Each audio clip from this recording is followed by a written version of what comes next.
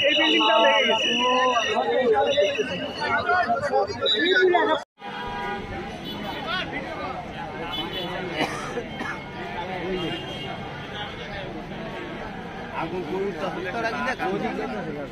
আমার ফুলকি কি দেখছে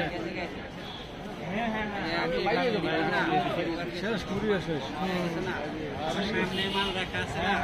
শেষ সামনে বাইরে মাল রাখা আছে না গাড়ি ঘোড়া ঠিক মতো না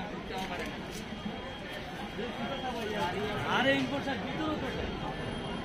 ভিতরে হয়তো ভিতরে আছে